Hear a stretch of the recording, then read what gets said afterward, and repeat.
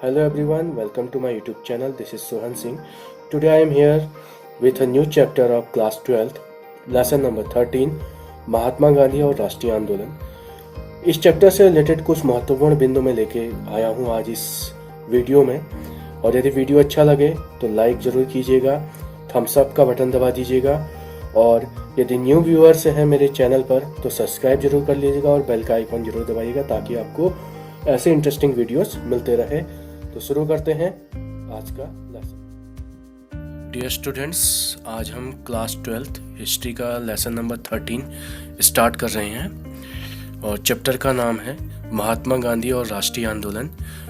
उसमें संविधान अवज्ञा और उससे आगे हम इसमें जानेंगे। ठीक है, तो चैप्टर शुरू करने से पहले मैं थोड़ा सा गांधी जी का इंट्रोडक्शन आपको देना चाहता हूँ। जैसा कि आप जानते हैं कि महात्मा गांधी जी का पूरा नाम था मोहनदास करमचंद गांधी। इनका जन्म 2 अक्टूबर 1869 में हुआ था और इनके जन्म दिवस 2 अक्टूबर को हर साल मनाया जाता है गांधी जयंती के नाम से और अहिंसा दिवस के नाम से भी मनाया जाता है, ये आप जानते हैं। और जो इनका निधन था वह 30 जनवरी 1948 में हुआ था। महात्मा गांधी के नाम से भी जो है मोहनदास करमचंद गांधी जी को जाना जाता है, आपको पता है। भारत एवं भारतीय स्वतंत्रता आंदोलन के एक प्रमुख राजनीतिक और आध्यात्मिक नेता थे ये। आप महात्मा गांधी सत्याग्रह के माध्यम से अत्याचार के प्रतिकार के अग्रणी नेता थे और गांधी जी इस अवधारणा की नींव संपूर्ण अहिंसा के सिद्धांत पर रखी गई थी, जिसने भारत को आज़ादी दिलाकर पूरी दुनिया में जनता के नागरिक अधिकारों एवं स्वतंत्रता के प्रति आंदोलन के लिए उन्होंने प्रेरित किया। उन्होंने दुनिया में आम जनता महात्मा गांधी के नाम से जानती है, पूरी दुनिया गांधी जी को। संस्कृत साहित्य में महात्मा का अर्थ होता है महान आत्मा, जो कि एक सम्मान सूचक शब्द है। और जहाँ तक गांधी जी को महात्मा कहने का सवाल है, ऐसा माना जाता है ज़्यादातर कि गुरुदेव रविन्द्रनाथ टैगोर ने ही जो है गांधी जी को महात्मा की उपाधि दी थी। जैसा कि आपको चित्र में भी दिख रहा होगा महात्मा गांधी जी का चित्र। उनका जन्म पोरबंदर में हुआ था 2 अक्टूबर 1869 को और इसमें आप देख सकते हो बाकी डिटेल्स, जैसे उनकी जाति था गुजरात के थे, वो गुजराती। नागरिकता उनके पास ब्रिटिश और भारतीय दोनों थी। शिक्षा अल्फ्रेड हाई स्कूल राजकोट से उन्होंने ली थी, फिर यूनिवर्सिटी कॉलेज लंदन और लंदन विश्वविद्यालय वो गए। और व्यवसाय में देख सकते हो वो राजनीतिक थे, बैरिस्टर यानी कि वकील थे, पत्रकार थे, दार्शनिक थे, निबंधकार थे, संस्मरण लेखक थे और क्रांतिकारी थे। ठीक है, और इसके बाद देखिए धार्मिक मान्यता में वो हिंदू धर्म को फॉलो करते थे। उनकी जीवन संगिनी कस्तूरबा गांधी आप देख सकते हैं, गांधी जी के पिक्चर के नीचे उनकी जीवन संगिनी का चित्र यहाँ पर है। और उनके 4 बच्चे थे, हरिलाल, मोहनदास गांधी, मणिलाल गांधी, रामदास गांधी और देवदास गांधी। इनके माता पिता यानी कि पिता का नाम करमचंद गांधी और माता का नाम पुतलीबाई गांधी, पुतलीबाई करमचंद गांधी पूरा नाम। ठीक है, और ऐसा माना जाता है कि जो इनके पिता करमचंद गांधी थे, इन पुतलीबाई इनकी जो है 4थी पत्नी थी जिससे गांधी जी हुए थे। ठीक है, अब इसके बाद आगे बढ़ते हैं कुछ महत्वपूर्ण तथ्यों की ओर जो कि हमारे लेसन यानी कि इस 13वें चैप्टर से रिलेटेड है। पहला जो पॉइंट बनता है उसमें वो है दक्षिण अफ्रीका में ही महात्मा गांधी ने पहली बार अहिंसात्मक विरोध की विशिष्ट तकनीक जिसे बोलते हैं सत्याग्रह, ठीक है ना, इसका इस्तेमाल किया, जिसमें विभिन्न धर्मों के बीच सौहार्द बढ़ाने का प्रयास किया तथा उच्च भारतीयों को निम्न जातियों और महिलाओं के प्रति भेदभाव करने वाले व्यवहार के लिए चेतावनी दी। इसीलिए देवेंद्र सेन ने कहा है दक्षिण अफ्रीका में गांधी जी को महात्मा बनाया। तो महात्मा गांधी जी को दक्षिण अफ्रीका ने बनाया, ऐसा माना जाता है। ठीक है, अगर आप देखना चाहें तो यहाँ पर गांधी जी का चित्र देख सकते हैं। जब उन्होंने सत्याग्रह किया था दक्षिण अफ्रीका में तब गांधी जी लेफ्ट साइड आपको नजर आएगा, इस तरह के लगते थे। और राइट साइड पे जो पिक्चर है इसमें आप देख सकते हैं गांधी जी जो है अपने कुछ साथियों के साथ जो है दक्षिण अफ्रीका में जो उन्होंने सत्याग्रह किया था उस पर कुछ विचार मंथन कर रहे हैं। ठीक है, अब अगला पॉइंट देखिए, इसमें दूसरा पॉइंट 1905 से 1907, खास पॉइंट मैं आपको बता रहा हूँ लेसन से रिलेटेड। 1905 से 1907 के स्वदेशी आंदोलन ने कुछ प्रमुख नेताओं को जन्म दिया, जिसमें महाराष्ट्र के बाल गंगाधर तिलक, बंगाल के बिपिन चंद्र पाल और पंजाब के लाला लाजपत राय थे। इन तीनों को लाल बाल पाल के रूप में जाना जाता है और इनका मैं आपको चित्र भी दिखाना चाहूँगा। ये है बाल गंगाधर तिलक जी और यहाँ पर बिपिन चंद्र पाल बाईं ओर और दाईं ओर लाला लाजपत राय, जिन तीनों को जो है लाल बाल पाल के नाम से जाना जाता है। और ये जो है स्वतंत्रता सेनानी थे। ठीक है, फ्रीडम फाइटर जिसे बोलते हैं, और साथ ही साथ सोशल रिफॉर्मर भी थे। अब तीसरा पॉइंट देखिए, गांधी जी की पहली महत्वपूर्ण सार्वजनिक उपस्थिति फरवरी 1916 में बनारस हिंदू विश्वविद्यालय के उद्घाटन समारोह में हुई, जहां उन्होंने मजदूरों और किसानों को अपने भाषण का केंद्र बिंदु बनाया तथा अपने को भविष्य की राजनीतिक रूपरेखा तय की।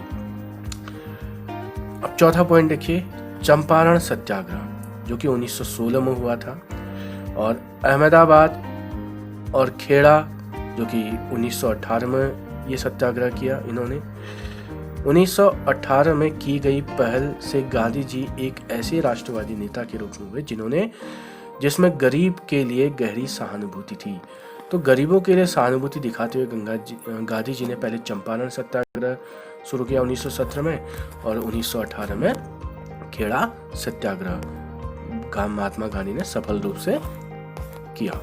ठीक है, अब इसके बाद अगला पॉइंट देखिए, नंबर 5। 1914 से 18 के प्रथम विश्व युद्ध के दौरान अंग्रेजों ने प्रेस पर प्रतिबंध लगा दिया और बिना जांच के कारावास की अनुमति दी। आगे चलकर सर सिडनी रॉलेट समिति की सिफारिशों के आधार पर इन कठोर उपायों को भी जारी रखा गया, और जिसके बाद जो है जिसे रॉलेट एक्ट के नाम से भी जाना जाता था। ठीक है, अब अगला पॉइंट देखिए, नंबर 6। 13 अप्रैल 1919 में पंजाब के अमृतसर में जलियांवाला बाग हत्याकांड हुआ, जिसके लिए जनरल डायर जिम्मेदार था। आपको पता है जलियांवाला बाग हत्याकांड, जिसमें जो एग्जिट का रास्ता था वहाँ पर अंग्रेज सैनिक खड़े हो गए थे और अंदर सभा में जितने भी भारतीय थे सबको जो है उन्होंने अपनी गोलियों का शिकार बनाया, और ये उस समय इतिहास की सबसे बड़ी और झकझोरने वाली घटना थी, जलियांवाला बाग हत्याकांड। ठीक है, पंजाब में हुआ था, अमृतसर में। अगला इंपॉर्टेंट पॉइंट है नंबर 7। सत्याग्रह की सफलता, जलियांवाला बाग की विविध घटना, अंग्रेजों की वादा खिलाफी ने गांधी जी को असहयोग आंदोलन करने पर प्रेरित किया। तो देखिए, जो 2 सत्याग्रह भारत में किए और एक जो दक्षिण अफ्रीका में किया, उनकी सफलता, जलियांवाला बाग की घटना और अंग्रेजों ने जो वादा खिलाफी की थी विश्व युद्ध के दौरान, उसने गांधी जी को आगे के आंदोलन करने के लिए प्रेरित किया। 1920 में असहयोग आंदोलन की शुरुआत हुई, जिसमें खिलाफत आंदोलन को समर्थन देकर हिंदू मुस्लिम एकता को बल दिया गया। आप देख सकते हैं महात्मा गांधी ने इस तरह से असहयोग आंदोलन को आगे बढ़ाया था, सभी के साथ मिल करके, और खिलाफत आंदोलन को भी असहयोग आंदोलन में उन्होंने मिला लिया था। ठीक है, यानी कि दोनों ने मिलकर साथ आंदोलन किया। असहयोग आंदोलन अगला इंपॉर्टेंट पॉइंट है। असहयोग आंदोलन में छात्रों ने, शिक्षकों ने, वकीलों ने बढ़ चढ़ कर हिस्सा लिया। सरकारी संस्थाओं का परित्याग किया गया। मजदूरों द्वारा कारखानों में हड़ताल और वनवासियों द्वारा वन कानूनों का उल्लंघन किया गया। देखिए, ये जो सभी यहाँ पर घटनाएं हुई, छात्रों के द्वारा, अध्यापकों के द्वारा, वकीलों के द्वारा, आम जनता के द्वारा, ये पहली बार हुआ था गांधी जी के नेतृत्व में। ठीक है, और इसके बाद अब अगला पॉइंट है नंबर 9। फरवरी 1922 में किसानों के एक समूह ने गोरखपुर के नज़दीक चौरी चौरा में एक पुलिस कार्य पर आक्रमण कर, एक पुलिस कार्य यहाँ पर गलत छपा है, पुलिस स्थाने पर आक्रमण कर उसमें आग लगा दी, जिसमें कई पुलिस वाले मारे गए। परिणाम स्वरूप गांधी जी ने असहयोग आंदोलन को स्थगित कर दिया। आप देख सकते हैं उत्तर प्रदेश में चौरा चौरी चौरी चौरा नामक जगह है, ठीक है। वहाँ पर लोगों ने ऐसे रात में मसाले लेकर के पुलिस थाने पर आक्रमण किया और सभी पुलिसकर्मियों को और थाने को उन्होंने वहाँ पर जला दिया, जिसके कारण गांधी जी बहुत दुखी हुए और उन्होंने आंदोलन को स्थगित कर दिया। 10वां महत्वपूर्ण पॉइंट है इस पाठ का, 1922 तक गांधी जी एक राजनेता बन गए, क्योंकि भारतीय राष्ट्रवाद को उन्होंने एक नई दिशा दी, जिसमें किसान, मजदूर, व्यापारी, मध्यम वर्ग को आंदोलन में शामिल किया गया और उन तक अपनी पहचान बनाई। उनकी कार्यशैली, पहनावा, संगठन क्षमता ने आम भारतीयों का शुभचिंतक बना दिया गांधी जी को, और लोगों ने उन्होंने अपने दुखों को हरने वाला माना। और अगला जो पॉइंट है इसमें वो देखिए नंबर 11 पॉइंट। तो जैसे जैसे आंदोलन बढ़ा, उसके बाद 1928 में भारतीय उपनिवेश की स्थितियों को जांचने और उसकी जांच पड़ताल करने के लिए साइमन कमीशन भारत आया। क्योंकि इसके सभी सदस्य अंग्रेज थे, अतः भारतीयों ने इसका बहिष्कार किया। और जब भारतीयों ने साइमन कमीशन का बहिष्कार किया तो इस तरह से उन्होंने बहिष्कार किया साइमन गो बैक करके, ठीक है। क्योंकि भारतीय चाहते थे इस कमीशन में केवल अंग्रेज न होकर के भारतीय को भी इसका सदस्य बनाया जाए।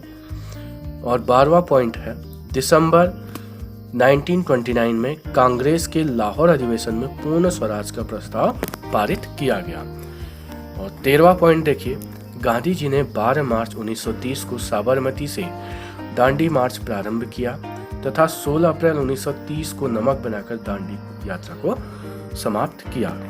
तो आप देख सकते हैं गांधी जी ने साबरमती से दांडी मार्च शुरू किया था और दांडी पहुंच करके महात्मा गांधी जी ने नमक बना करके, नमक कानून को तोड़ करके दांडी मार्च को समाप्त किया।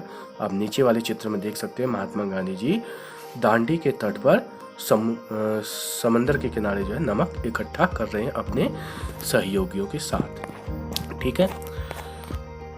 अब देखिए यहाँ पर अगला पॉइंट, नमक यात्रा 3 कारणों से उल्लेखनीय था जो दांडी यात्रा थी गांधी जी की। पहला है, इस आंदोलन के चलते गांधी जी दुनिया की नजरों में आ गए।